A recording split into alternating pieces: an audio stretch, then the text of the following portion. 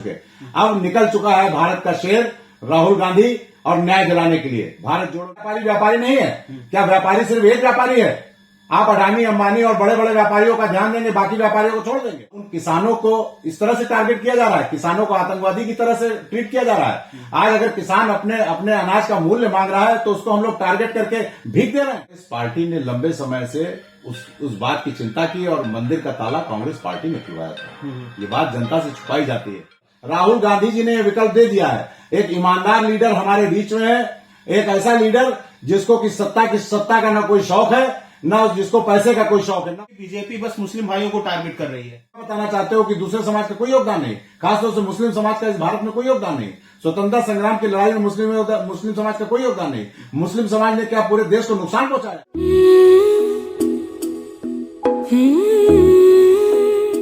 नमस्कार, बहुत बहुत स्वागत है आपका अयोध्या भारती न्यूज में। जैसे जैसे लोकसभा का चुनाव नजदीक आ रहा है, वैसे वैसे माहौल पूरे देश का गर्म होता जा रहा है। और आज हमारे साथ लखनऊ में राजेश मिश्रा जी हैं, और जो एक कांग्रेस के बहुत चर्चित नेता माने जा रहे हैं लखनऊ में। और आइए इनसे रूबरू कराते हैं। बहुत बहुत स्वागत है आपका।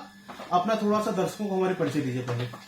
देखिए, मैं हाईकोर्ट में अधिवक्ता हूं, राजेश मिश्रा राजन मेरा नाम है, और लखनऊ विश्वविद्यालय का छात्र नेता रहा हूं। वहां से लोकतंत्र की पढ़ाई शुरू की है मैंने, जी खासतौर से राजनीति की। तो मेरा ये सूक्ष्म परिचय है। और वर्तमान में लखनऊ लोकसभा के लिए मैं प्रत्याशी के रूप में तैयारी कर रहा हूं कांग्रेस पार्टी से। तो ये मेरा परिचय है। कांग्रेस, बीजेपी और जो एनडीए बीजेपी की समर्थक पार्टी कांग्रेस पे हमेशा निशाना साधती रहती है, राहुल गांधी पे हमेशा निशाना साधती रहती है कि ये विपक्ष के रूप में असफल है। इस पे आप क्या कहेंगे?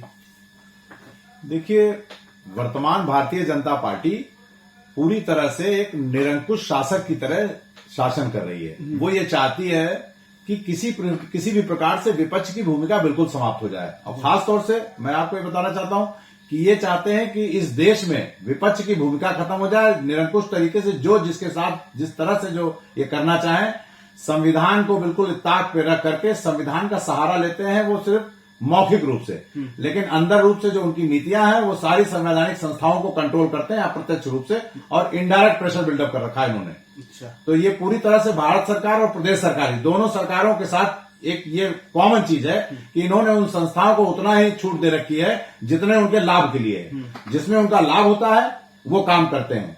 उदाहरण के लिए, यदि उनको मुस्लिम समाज को टारगेट करने से अगर उनको लाभ मिलता है तो मुस्लिम समाज के किसी भी व्यक्ति को प्रताड़ित करके, यदि अगर किसी खास तौर से आपने देखा होगा कि बुलडोजर चलाने की जो एक उत्तर प्रदेश में रणनीति चलती है, आप ये देखिए बुलडोजर किसके ऊपर चलता है। अगर आप इसका आकलन कर लीजिए तो आप साफ हो जाएगा कि बुलडोजर चलाने में किस पक्ष को टारगेट किया जा रहा है। और संविधान ने कहा है कि हमको सभी धर्मों का सम्मान करना है। कॉन्स्टिट्यूशन की सोल है कि भारत के अंदर जो रहता है वो भारत का नागरिक है, और भारत के नागरिक को संविधान के हिसाब से सारे अधिकार प्राप्त है।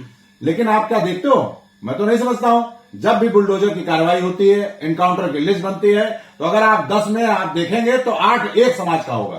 तो ये क्या चीज दर्शाता है? आखिर क्या बताना चाहते हो आप? क्या बताना चाहते हो कि दूसरे समाज का कोई योगदान नहीं, खासतौर से मुस्लिम समाज का इस भारत में कोई योगदान नहीं। स्वतंत्रता संग्राम की लड़ाई में मुस्लिम समाज का कोई योगदान नहीं। मुस्लिम समाज ने क्या पूरे देश को नुकसान पहुंचाया है? आप किस तरह से बात कर रहे हो? ये मैं नहीं समझता कि मुस्लिम समाज हमारे भाई हैं और उनको आप टारगेट करके इस देश में क्या मैसेज देना चाहते हो? क्या आपने बना रखा है? तमाशा क्या बना रखा है इस देश के अंदर? इस देश के अंदर सारे लोगों को आपने राजनीति को खत्म कर दिया है। जो व्यक्ति हो आप उसको खरीद लेते हो। क्यों खरीदते हो? निरंकुश राजनीति क्यों आप निरंकुश राजनीति पे उतरे हो? आपके बच्चे भी, आपका परिवार भी इसी समाज में रहेगा। आप ये जो भोगे वही आपका परिवार आने वाले समय में काटेगा। नहीं, ऐसा भी देखा जाता, आपने कहा मुस्लिम समुदाय को ही टारगेट करते हैं, तो लेकिन ऐसा भी देखा जाता है कि अभी हल्द्वानी की घटना हुई उत्तराखंड में। एक सरकारी संपत्ति पे उन्होंने मदरसा बनाया, तो वहां पे उन्होंने बुलडोजर चलवाया, तो वहां पे जो वहां के पुलिस प्रशासन उस पर उन्होंने पत्थरबाजी की। अगर लखनऊ की हम बात करें तो यहाँ पे अकबर नगर है, यहाँ पे भी मुस्लिम पक्ष है, जो यहाँ की जहाँ पे रिवर फ्रंट या विकास का कार्य होने वाला है, यहाँ पे इन्होंने कब्जा किया था। तो ऐसी जगहों पे अगर सरकारी संपत्ति पे कब्जा किया और सरकार उसे मुक्त कराना चाहती है, तो क्या ये गलत है, क्या सही है? आप ये बताइए, सरकार में क्या आपको जितनी जो वो जहां मदरसा है वहीं पे, और जहां मुस्लिम समाज के व्यक्ति रहते हैं वही प्रॉपर्टी आपको खाली करानी है? पूरे देश में आपको सिर्फ वही संपत्ति दिखाई दे रही है? दुनिया भर में सारी संपत्तियां पड़ी हैं, सरकार में सारे लोग उसको फर्जी तरीके से इंक्रोच कर रखे हैं वो नहीं दिखाई देता है। हमारा मुस्लिम भाई अगर कहीं रहता है तो उसके आप घर गिरा देंगे, उसका मदरसा गिरा देंगे, उसकी शिक्षण संस्था खत्म कर देंगे, उसको हर तरह से आप नुकसान पहुंचाएंगे। आप क्या समझ रखा है आपने? तो मतलब आपके कहने का मतलब है कि बीजेपी बस मुस्लिम भाइयों को टारगेट कर रही है। देखिए, मुस्लिम भाइयों को भी कर रही है और कार्यकर्ताओं को भी, खासतौर से उनके अपने कार्यकर्ताओं का भी शोषण कर रही है। उन्होंने तो कुछ इस तरह से उन्होंने ऐसा चश्मा पहना दिया है कि उसकी सोच समझ की सारी शक्ति खत्म हो गई है। रोटी, कपड़ा, मकान, शिक्षा, स्वास्थ्य सब बातें खत्म हो गई हैं। आप लोगों के घरों में बात करिए, हमारे कार्यकर्ता, कोई भी कार्यकर्ता हो, कार्यकर्ताओं के साथ जिस तरह से भेदभाव होता है, और सारे दलों को मैं कहना चाहता हूं कि कार्यकर्ताओं का सम्मान करना सीखें, उनका शोषण न करें। आप वैज्ञानिक पद्धति से अपने संसाधन को लेकर के कार्यकर्ताओं को गुमराह करते हैं और कार्यकर्ताओं का शोषण करते हैं। और खासतौर से मैं सरकार के लिए भी कहना चाहूंगा कि सरकार के तमाम ऐसे कार्यकर्ता मुझे मिलते हैं, मैं समझता हूं कि वो किसी न किसी दबाव के कारण वो नहीं कह पाते हैं, और किस तरह की घुट्टी उनको पिला दी गई है, वो घुट्टी पी करके उनको सोचने समझने की शक्ति खत्म हो गई है और उनका बराबर शोषण हो रहा है। उनके निजी जीवन में किसी भी तरह की समृद्धि, सुख, शांति नहीं मिल रही है, चाहे शिक्षण हो, चाहे स्वास्थ्य हो, चाहे उनका परिवार के और तरह के डेवलपमेंट हो, उसका शिकार वो खुद भी है। जी, मतलब आप कह रहे हैं बीजेपी के कार्यकर्ता भी शोषित हो रहे हैं बीजेपी के बड़े नेताओं के द्वारा। भाई, आप भाजपा में तो आप लोकतंत्र खत्म हो गया है, वहां बोल कोई सकता नहीं है, वहां पे इलेक्शन होता नहीं है, वहां से इलेक्शन होता है, वहां चाहे जितना भी कोई वरिष्ठ व्यक्ति हो, लेकिन वहां उन सब तमाम बातों को कोई सुनने वाला नहीं है। ये किसी से छुपा नहीं, तमाम जिन्होंने पूरा जीवन दे दिया 40-40 साल, आज उनकी लिस्ट में कोई नंबर ही नहीं है। आज आप किसी भी दल के दूसरे दल से आते हैं और उसी दिन आपको माला पहना करके आपको राज्यसभा, आपको केंद्र में मंत्री, आपको मुख्यमंत्री, किसी भी ओहदे पर नवाजा जा सकता है। और जो कार्यकर्ता 40 साल से लगा हुआ है, उस कार्यकर्ता का नाम लेने वाला कोई नहीं है। ये तो सत्ता पक्ष की बात है। तो ये सत्ता पक्ष को भी सोचना चाहिए कि ये शोषण बंद होना चाहिए, वरना इस शोषण के खिलाफ जब भी कोई विकल्प आएगा, ये सारे लोग उधर चले जाएंगे।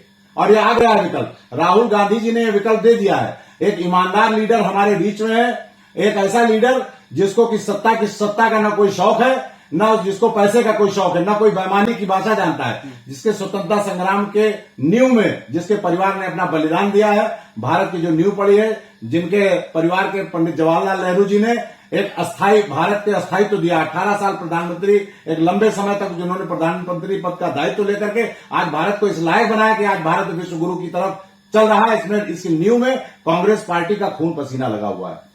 नहीं, बीजेपी जो है आपके मुखिया, आपके राष्ट्रीय अध्यक्ष राहुल गांधी जी को एक तरह से अयोग्य नेता घोषित करने में लगी रहती है।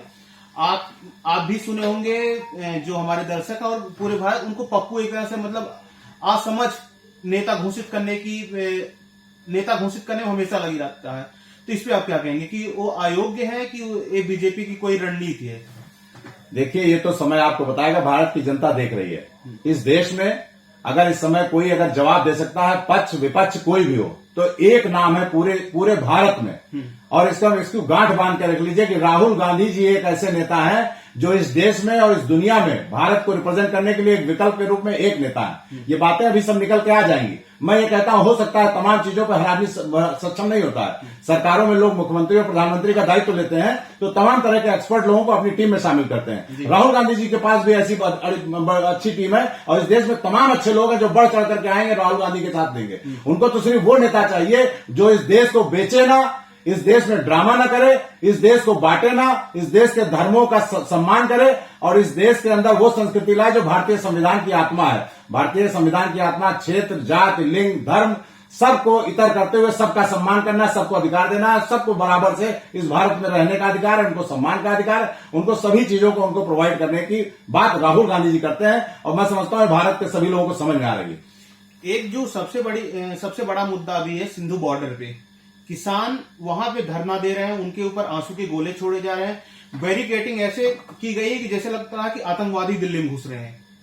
इस पे कांग्रेस के राष्ट्रीय अध्यक्ष का बहुत बड़ा बयान है कि अगर हमारी सरकार आती तो हम किसानों को एमएसपी को गारंटी देते कि एमएसपी की हम गारंटी उनको देंगे। इस पे आप क्या भाजपा पे निशाना साधेंगे? भाई देखिए, यहाँ भाजपा पे निशाना नहीं, अच्छा काम करे तो अच्छा करेंगे ना, लेकिन कितने किसानों ने अपनी जानें कुर्बान की पिछले भी धरने प्रदर्शन में। ये किसान यहाँ की आत्मा है। इस भारत के अंदर अगर अन्न मिल रहा है तो वो किसानों की देन है, और उन किसानों को इस तरह से टारगेट किया जा रहा है, किसानों को आतंकवादी की तरह से ट्रीट किया जा रहा है। आज अगर किसान अपने अनाज का मूल्य मांग रहा है तो उसको हम लोग टारगेट करके भीख दे रहे हैं। किसान भीख का नहीं, किसान को सम्मान चाहिए, इज्जत से सब कुछ चाहिए, उसका अधिकार उसको चाहिए। और इसका अधिकार हमारे नेता माननीय राहुल गांधी इसको निश्चित तौर से दिलाएंगे और राहुल गांधी जी ही न्याय करेंगे। ये भारत जोड़ो न्याय यात्रा में किसानों के लिए जो हमारे मन में सम्मान है, इसकी लड़ाई हम लोग अपना सब कुछ लुटा करके भी करेंगे और इसके लिए अपनी जान की कीमत भी लगानी पड़े तो वो कीमत हमारे लिए कम है। किसान के लिए, किसान की बात रखने के लिए, किसानों के सम्मान के लिए आज कांग्रेस पार्टी को, राहुल गांधी जी को कुछ भी करना पड़े तो हमारे नेता हर तरह से इसके लिए तैयार है। और भारतीय जनता पार्टी की घोर भर्त्सना करते हैं कि ये रणनीति बंद कर दे, किसानों के साथ अत्याचार बंद कर दे और उनका सम्मान करना सीखे और एमएसपी गारंटी लागू करें। एमएसपी मतलब आप मांग करें कि जो किसानों के लिए एमएसपी गारंटी जरूर लागू हो। लेकिन एक बीजेपी ये भी आरोप लगा रही कि ये किसानों के रूप में आतंकवादी कांग्रेस और आम आदमी पार्टी भेज रही है माहौल बिगाड़ने के लिए देश का। इस पे आप क्या कहेंगे? नहीं, देखिए ऐसा है कि ये तो सब खुल चुका है, घटनाओं पे घटनाएं होती जा रही हैं और अब भारतीय जनता पार्टी इतने तरीके के, आपने इतना ऐसा मतलब बॉम्बे का जो जहां पे फिल्में बनती हैं, ये फिल्में भारतीय जनता पार्टी के नेताओं के आगे बेकार हो चुकी हैं। अब भारतीय जनता पार्टी की स्क्रिप्ट इतनी अच्छी है कि वो किस चोर को कौन सा बहुत बड़ा दानी करके आप सिद्ध कर दे, ये आप समझ लीजिए इसमें महारत हासिल है। किस साधु को वो आतंकवादी कर दे, इसमें महारत हासिल है। किस मौलाना गुरु को आतंकवादी घोषित कर दे, इसमें उनकी महारत है। और किस ईमानदार व्यक्ति को कैसे बेईमान बना दिया जाए, इसमें महारत हासिल है। और किस बेईमान को कितना बड़ा साधु बता दिया जाए, इसमें महारत हासिल है। तो भारतीय जनता पार्टी की बलियारी, इनको सादर प्रणाम। भारतीय जनता पार्टी इसी तरह करती रहे और भारतीय जनता पार्टी के तमाम वो लोग जो उनके पीछे चल रहे हैं, या आने वाला समय जब उनकी औलादें इसमें फंसेंगी तब वो इसको तब उनको आंखें खुलेंगी कि उन्होंने क्या कर डाला। समय निकल चुका होगा। नहीं, ऐसा अगर आप कह रहे हैं कि बहुत बड़े एक्टर हो चुके हैं, अभिनेता हो चुके हैं बीजेपी वाले, कि फिल्में भी फेल कर रहे हैं, इस तरह से अभिनय कर रहे हैं, तो जनता इन्हें इतना पसंद क्यों कर रही है? इसलिए हम पूछ रहे हैं कि अभी मोदी जी का ही बयान है कि हमारे तीसरे टर्म में भारत और ऊंचाइयों को छुएगा और नई नई भारत विकसित होगा। तो अभी चुनाव की डेट भी नहीं आई, चुनाव कब से होना ये भी डेट नहीं आई, कौन कौन सी पार्टियां लड़ेंगी और कौन कौन कहां से किसको टिकट मिलेगा ये भी नहीं है। और मोदी जी ने पहले ही कर दिया कि हमारे तीसरे टर्म में, मतलब वो अपने आप को जीता हुआ महसूस कर रहे हैं क्या? देखिए, भारत सरकार का जो है जितना भी ये सारी जो बातें आप कह रहे हैं, ये तीसरा नहीं, ये चौथा, पांचवा, आठवां, इनको तो किसी को दूसरे को आने ही नहीं देना, इनको विपक्ष को खत्म करना है। उनका तो ये मन है कि इस बार 2024 में किसी भी तरह से रिपीट कर जाएं और हजारों लाखों करोड़ रुपया चुनाव में लगा करके ये प्रतिदिन सरकार का पूरा खजाना लुटा रहे हैं घूस देने में, जनता को घूस देने का तरीका, और इनको पैरालाइज कर रहे हैं। पहले ये जनता में यहाँ पे गरीबी की रेखा की संख्या बढ़ती जा रही है। अगर 80 करोड़ लोगों को, अगर ये मान लीजिए 90 करोड़ लोगों को ये भोजन दे रहे हैं, तो इसका मतलब 90 करोड़ को इस देश में इन्होंने इस लायक भी नहीं रखा है कि वो बिना सरकार की बैसाखी के चल पाए। तो ये कोई बहुत अच्छी बात नहीं है। 90 करोड़ में अगर 20 करोड़ को भोजन दे रहे होते, 60 करोड़ अगर इस गरीबी की रेखा से ऊपर हो गया तो सरकार की उपलब्धि थी। लेकिन अगर 90 करोड़, 100 करोड़ और 120 करोड़ आदमी भोजन पे अगर 5 किलो 3 किलो राशन पे अगर टिका हुआ है, तो इसमें यह बताने की जरूरत नहीं कि घर में किस मुफलिसी में ये देश जी रहा है। इस देश को गरीबी के किस मुकाम पे ला करके खड़ा कर दिया गया है और कौन सा आईना ये दिखा रहे हैं। सरकार का 50 लाख का करोड़, 2.5 लाख करोड़ का कर्जा हो रहा है, उसकी किसी को सुध नहीं है। लुटाना चाहते हैं देश को, देश की चीजें बेच बेच करके करना क्या चाहते हैं? कौन सा ये मैसेज देना चाहते हैं कि इस देश के अंदर यहाँ की कौन सा नैरेटिव बिल्ड करना चाहते हैं, कौन सा भगवान बनना चाहते हैं? नहीं, आप कह रहे हैं कि अभी ट्विटर पे राहुल गांधी जी का वीडियो वायरल हो रहा है, ट्रेंड कर रहा, कि अडानी को ही पूरा देश बेच दे रहे हैं। कितनी सत्यता आप मानते हैं इसमें? भाई देखिए, आज के समय में कोई भी संस्था, भारतीय संस्था ऐसी नहीं दिखाई दे रही है जिसमें अडानी की एप्लीकेशन पड़ी ना हो। एयरपोर्ट आपके अडानी के पास में है। हिंदुस्तान में मैं ये कहता हूं कि व्यवसाय करना बुरा नहीं है, लेकिन क्या सारी दुनिया के सारे व्यापारी समाप्त हो गए हैं? ये सारा एक ही व्यापारी है। दुनिया के लोग लाखों करोड़ का ले करके कर्ज काम कर रहे हैं और हजारों करोड़ लेके भाग गए। किसी ने तो 2-2, 3-3 हजार करोड़ लेकर के जो यहां से भाग गए हैं, और एक आदमी का 2 लाख, 2.5 लाख, 3 लाख करोड़ लेकर के बैठा हुआ है। उसको सम्मान से पूरी सरकार लगी है बैसाखी लगा करके उसका काम कराने के लिए। बाकी व्यापारी नहीं है क्या? व्यापारी सिर्फ एक व्यापारी है। आप अडानी अंबानी और बड़े बड़े व्यापारियों का ध्यान देंगे, बाकी व्यापारियों को छोड़ देंगे? आपको बाकी व्यापारियों को ध्यान देना चाहिए। व्यापारी इस देश की नींव है, इस देश की रीढ़ है। अगर आप खुदरा व्यापारियों को, छोटे व्यापारियों को खत्म करते हैं तो व्यापार को बहुत बड़ा नुकसान पहुंचा रहे हैं, इस देश को नुकसान पहुंचा रहे हैं। और व्यापार की सारे व्यापार को डिसेंट्रलाइज करना चाहिए। ये बिजनेस हाउसेस को डिसेंट्रलाइज करना चाहिए बिजनेस को, ताकि सभी को मौका मिले। छोटे छोटे ब्लॉक्स में, छोटे छोटी तहसीलों में, छोटे छोटे जनपदों में तमाम ऐसे व्यापारी हो जो इस मुख्यधारा में जुड़े, व्यापार की मुख्यधारा में जुड़े। और ये अडानी अंबानी को छोड़ करके आपको न्याय करना चाहिए व्यापारियों के साथ। चलिए आते हैं, अभी 22 जनवरी को राम मंदिर का उद्घाटन हुआ है, पिछले 22 जनवरी को। क्या लगता है कि ये हिंदुत्व को एक तरफ करके विपक्ष में कितनी हानि होगी, विपक्ष का कितना हानि होगा? क्योंकि राम मंदिर उद्घाटन होने के बाद एक तरह से माना जा रहा है सभी हिंदू एकजुट हो गए, जो सनातन को मानने वाले हैं, जो हिंदुत्व को मानने वाले हैं, ये बीजेपी को वोट देंगे। इसमें कितनी सत्यता लग रही है आपको? भारतीय जनता पार्टी ने ये जो अपना नैरेटिव बिल्ड किया है कि मंदिर का जो उनका मंदिर उनकी वजह से मंदिर बना है, तो मंदिर उनकी वजह से नहीं बना है। कांग्रेस पार्टी ने लंबे समय से उस बात की चिंता की और मंदिर का ताला कांग्रेस पार्टी ने खुलवाया था। ये बात जनता से छुपाई जाती है। और कांग्रेस ने ही आज मंदिर की जो नींव बनी है, मंदिर का जो आधारशिला है, जो मंदिर बनने की, कांग्रेस ने सुप्रीम कोर्ट में भी कांग्रेस ने बराबर इस बात का ध्यान रखा है कि मंदिर बनने की तरफ जो रास्ता प्रशस्त हो, उसको क्या मंदिर हो चाहे मस्जिद हो, दोनों के साथ न्याय होना चाहिए। और मंदिर की प्राण प्रतिष्ठा में पूरे कांग्रेसी और तमाम भारतीय लोग, इसमें कांग्रेस पार्टी का सिर्फ अकेले ही नहीं है, भारतीय जनमानस जितना भी है उसको मंदिर के प्रति उसका सम्मान है। और इस मंदिर को बनाने में किसी एक दल की कोई डिक्टेटरशिप नहीं है कि उस दल का वो मंदिर किसी भगवान राम किसी दल के हो गए हैं। भगवान राम का तो प्रतीक था, भगवान ने छोटे बड़े गरीब अमीर सबको गले लगाया था। ये भगवान राम का चरित्र वो था। भगवान राम का चरित्र ये नहीं था कि अडानी अंबानी को बुला करके पूरे देश के विशेषज्ञ बड़े बड़े लोगों को बुला करके कार्यक्रम किया जा रहा है और देश का गरीब मजदूर किसान ये सारे लोग बाहर थे। अगर मंदिर बना था तो छोटे छोटे गरीब लोगों को बुलाना चाहिए था जिनको मंदिर में आस्था है। आज बड़े बड़े लोगों को अगली पंक्ति में बैठा करके पूरे देश के गरीबों को साथ जो है उनकी उपेक्षा की जा रही है। चलिए एक दो प्रश्न और आपसे लेते हैं।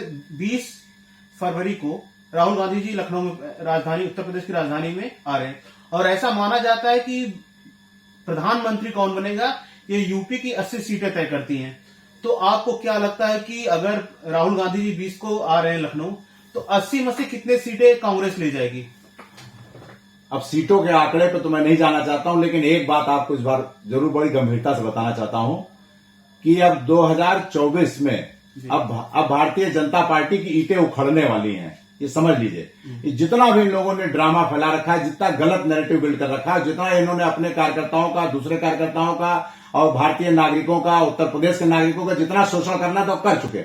अब निकल चुका है भारत का शेर राहुल गांधी और न्याय दिलाने के लिए भारत जोड़ो न्याय यात्रा में। और आपको ये इस बार दिख जाएगा, लखनऊ की धरती से मैसेज जाने वाला है पूरे भारत में और पूरे भारतीय लोग ये समझ लें कि ये अब यहाँ पर जितना गलत नैरेटिव है, जितनी निरंकुश सरकार, इसको उखाड़ फेंकने का बीड़ा लखनऊ से मैसेज जाएगा और लखनऊ में आप ये ऐतिहासिक इनका कार्यक्रम होने वाला है। और राहुल गांधी जी इस बार उभर करके विकल्प के रूप में भारत की राजनीति में आएंगे, ये मैं आपको विश्वास दिलाता हूं।